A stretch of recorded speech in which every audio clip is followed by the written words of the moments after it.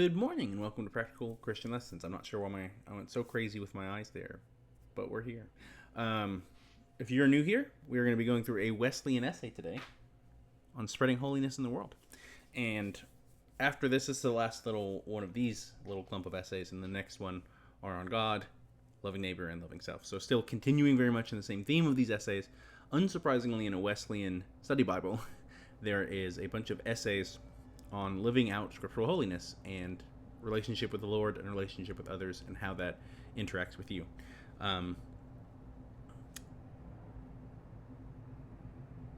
Sorry, there was a really loud background sound. I hope that didn't come into the mic through the window. If it does, well, I guess there will be a little edit there. But if you're new to the channel, we do a lot of stuff here. We do apologetics, and we're going to be getting more and more into that as time goes on. We do... It really was loud. That must have been a plane or something flying overhead. We get into theology, of course, and we do read-throughs. We talk about living out scriptural holiness. It's a very, very important part of this channel, and I want that to always be an important part. And something I want to encourage, especially in our Discord community. If you join there, I want that to be a bigger and bigger part there, and I want to help push people to live that out, even if it's not necessarily interacting in the Discord a lot, as long as it's actually taking what you're getting there and living it out. And if you want to join us there in our Discord, look in the doobly-doo below. There will be a link, as well as to the playlist of our Wesleyan essays that we have been reading through, and tons of other stuff on our channel. If you click through, you'll find a ton of resources there in our Discord on all the stuff we talk about and more.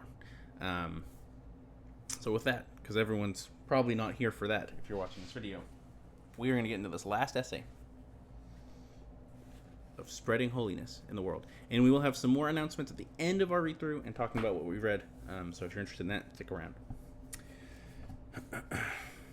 Spreading holiness in the world. In our era, the road to holiness necessarily passes through the world of action, wrote Dag, I'm not going to get this name right, Hammarskjöld in Markings. The late Secretary General of the United Nations thus reminded us that holiness is not a state but a journey, not private but social, and not passive but active. Holiness of life is inextricably wedded to the needs of the world around us. John Wesley declared, "There is no gospel but the social gospel." Holiness without social concern is as a soul without a body, but social concern without holiness is as a body without a soul. One is a ghost and the other is a corpse. Only when they are wedded together do we have a healthy, life-giving gospel. And just as an aside, and I know I brought this up in several of my older videos, part of what has gone wrong in the United Methodist Church institutionally wise, and as much as I pray for and want the faithful churches that have stayed within it, part of why it strayed so far and has so many problems is because they did exactly this. They focused on one aspect to the exclusion of the other and lost the gospel in the process. Back to our essay. The cross of Christian faith has two beams: the vertical beams of relationship to God in his infinite love and forgiveness, and the horizontal beam of relationship to others in our world. The two cannot be separated. They always intersect in true Christian faith. Suffering and tragedy stalk our world every day. The news media bring into our living rooms poignant scenes: the carnage of the innocent, the anguish of refugees, the sad spectacle of millions who are hungry, homeless, and hurting. The brokenness of our world confronts us daily. The evils of pornography and sexploitation relentlessly invade the mainstream of our culture. The traditional family may soon be added to the endangered species list due to increased divorce rates, the acceptance of same-sex marriages, and the rapid rise of dysfunctional families. The silent holocaust of abortions each year claims over 50 million worldwide and more than 1.5 million in the United States alone. Violence and murder now stalk our schools and churches as well as our streets. Terrorism fuels the fears of people worldwide. Scandals have become all too commonplace among government leaders and even among religious celebrities. Our nation was founded upon righteousness and reverence for God. The founders of this nation came to these shores in the quest of religious freedom. They legislated for each session of Congress to open with prayer and inscribed upon our coins, "In God we trust." But we have strayed from those principles. We have outlawed prayer in our schools and made legal the killing of innocent unborn children, and spawned a generation victimized by drugs, the scourge of AIDS, and the specter of the nuclear holocaust. Our society is neck deep in trouble. The Christian faith is not an escape from the realities and problems of the world. The cross was the most elegant demonstration of caring the world has ever known, and Christ challenged his followers.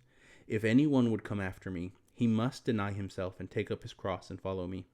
For whoever wants to save his life will lose it, but whoever loses his life for me will find it. Matthew 16:24-25. Christ calls us to consider the costly implications of bearing his cross. It requires that we move from security to a vulnerable discipleship, from passive acceptance to active involvement. The church must never be a huddle of pious people shutting the doors against the world, connoisseurs of doctrine and liturgy lost in prayer and praise. Where the world is, even at its worst, there the Christian and the church ought to be, indeed, at its best. Micah, a peasant turned prophet, denounced the heinous social sins of his day and posed a pivotal question for all generations. What does the Lord require of you? God's answer and comprehensive definition for true religion tersely states, to act justly and to love mercy, and to walk humbly with your God. Micah 6:8. To act justly speaks of honesty, integrity, and uprightness. Our society of duplicity and rampant corruption cries out for such justice. To love mercy speaks of kindness, compassion, and love. Our hurting world needs such love in large measures. In his trilogy of requirements, Micah takes us from the horizontal to the vertical relationship, calling us to walk humbly with our God. Christian faith is not a ritual, it is a relationship, that of a daily walking with God.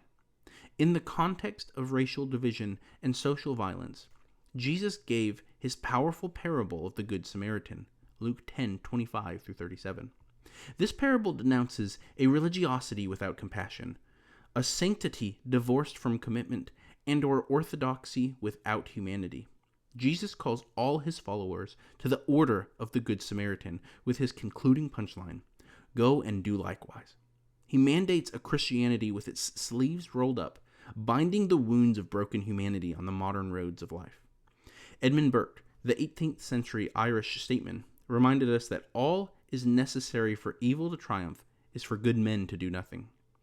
The horrors of abortion, pornography, and humanity's inhumanity to one another flourish in the fertile atmosphere of complacency. Too often the artificial polarization between the spiritual and the social has rendered opaque the social vision of many who profess the Christian faith, minimizing religion as an insignificant factor instead of a dominant force. Christian believers are called to action, both to share the gospel and to be a salt, spreading holiness everywhere. In his memorable parable on the Last Judgment, our Lord identified himself with those in need to whom we are called to minister. Whatever you did for one of the least of these brothers of mine, you did for me. Matthew 25:40. And that statement is both the highest requisite and the highest reward of our service. This essay was by Henry Gariepy, Gariepy. And talk about an essay that is controversial still in our time. This is not a fresh study Bible. Study Bible's been out of print for quite a few years now. But those problems have just gotten worse in a lot of ways, and new problems and old problems revisited have come back in a lot of ways. But these are conversations we need to be able to have. There's a lot I could talk about going this essay. I want to talk about the fact that, especially in American culture, America seems to be extremely bad about it. I'm not sure how prevalent this is outside of places like England. I know it's very prevalent there, is this extreme polarization where the only options are two extremes. And people don't want to be in the middle. They want to just ostracize the other side and treat them like the enemy. For us as Christians, that is absolutely not the answer. And I really wish, especially in the church, people would not do that. It doesn't matter what political spectrum you're on. It doesn't matter what your views are. Our enemy is not of this world. And those in this world who fall for the deceptions of our enemy can, in one sense, be called our enemy, that we are called to love. but we still have to understand that they are deceived in a very real spiritual way that impacts their physical lives. And we have to view it through that lens. They're not just the enemy that must be stopped at all costs. They are our enemy that we need to help show them they are deceived and bring them to the light of Christ. That is the mission of the church. That is one of the things we are supposed to be doing. And that goes both ways.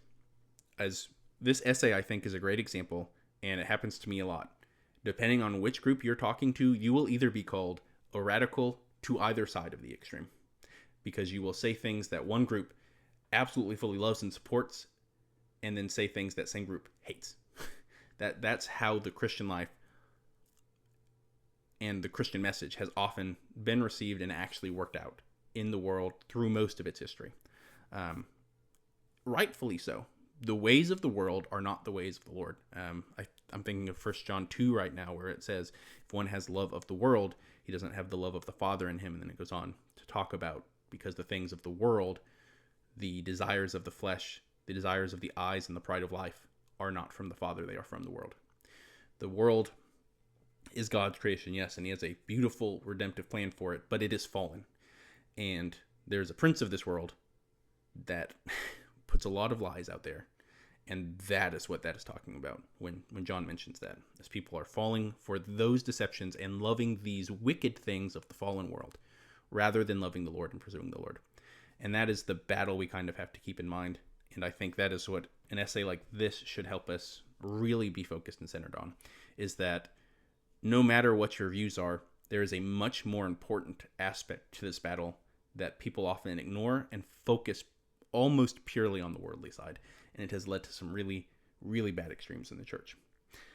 With that, that is my challenge and my hope for everyone today, is take that, think on that, and ruminate on that, and think about what it means to live a holy life and spread a holy message with all that in mind. So you guys go in peace. Have a wonderful day. God bless.